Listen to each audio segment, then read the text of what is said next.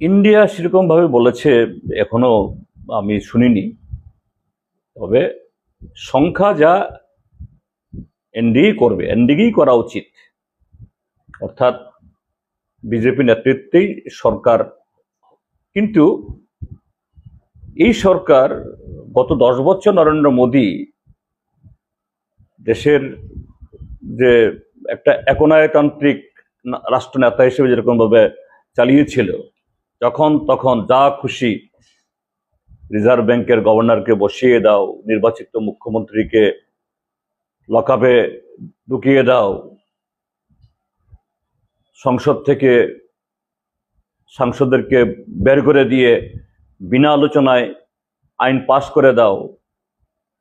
সংবিধান আমাদের যা তার কাঠামো, এটা পারমিট না করলেও খুশি মতো আইন তৈরি করো, এটা আর হবে না। নরেন্দ্র মোদীর সে স্বাদের দিন চলে গেছে। কাজেই নরেন্দ্র মোদীকেও এখন গণতন্ত্রের পাঠ দিতে হবে। এটাই গণতন্ত্রের এবার নির্বাচনের সবচেয়ে বড় পাওনা, সবচেয়ে বড় কি বলে জয়। দেশের এই যে স্রোত, সারা দেশে মানুষের যে আকাঙ্ক্ষা, ইচ্ছা, তার প্রতিফলন আমরা এখানে ঘটাতে পারিনি। এটা রেজাল্টই বলে। তার কারণ এখানে গত 6 বছর ধরে চলা যে ফ্যাসিস্ট সুলভ আক্রমণ গণতান্ত্রিক মানুষের উপরে, বিরোধী দলের উপরে, আমরা সমস্ত বিরোধী গণতান্ত্রিক রাজনৈতিক দল ঐক্যবদ্ধ হলেও সেরকম মানসিকতা বা সেরকম ভাবে এটাকে মোকাবেলা করতে পারেনি। এখানেও সংখ্যাগরিষ্ঠ মানুষ বিজেপির বিরুদ্ধে এবং অন্যদিকে গণতন্ত্রের পক্ষে, সংবিধানের পক্ষে। কাজে আগামী দিন আমাদের এই দুর্বলতা এগুলাকে খুঁজে বের করে, চিহ্নিত করে আমাদের লড়াইকে আরো এগিয়ে নিয়ে যেতে হবে। যে আপনার 400 পার এবং বিজেপি একাই 370।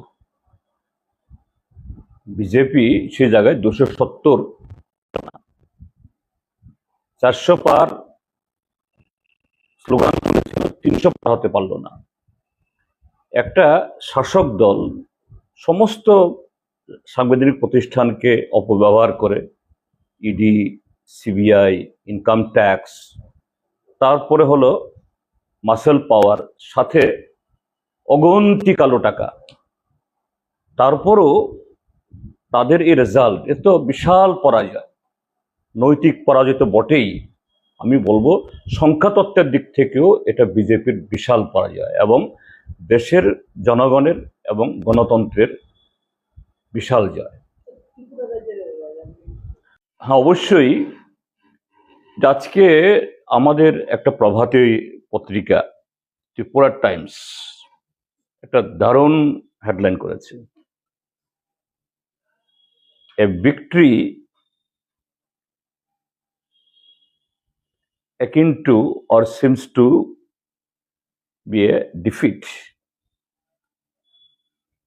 and a defeat looks like a victory.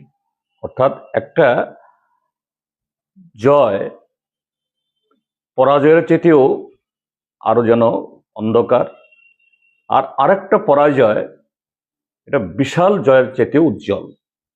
এটা ত্রিপুরা টাইমস পত্রিকাতে আজকে বেরিয়েছে। আমি বলবো এবারে নির্বাচন সমস্ত ধরনের প্রতিবন্ধকতাকে পেরিয়ে মোকাবেলা করে, আমি ইন্ডিয়া ব্লক বলছি না, আমি বলছি ভারতের জনগণ সংবিধান বাঁচানোর জন্য, গণতন্ত্র রক্ষা করার জন্য যে ভূমিকা পালন করেছে, এটা আমাদের এই দেশের গণতান্ত্রিক ইতিহাসে বহু বছর লিখিত থাকবে, মানুষ মনে রাখবে, উজ্জ্বল থাকবে। তো আমি সেভাবেই দেখছি, এবং এটা সংবিধান রক্ষায় এবং গণতন্ত্র পুনরুদ্ধারে এই দেশের মানুষের এটা প্রথম ধাপ। আগামী দিন আরো বড় যত সগর্বে আত্মবিশ্বাসের কথা বলা যায়।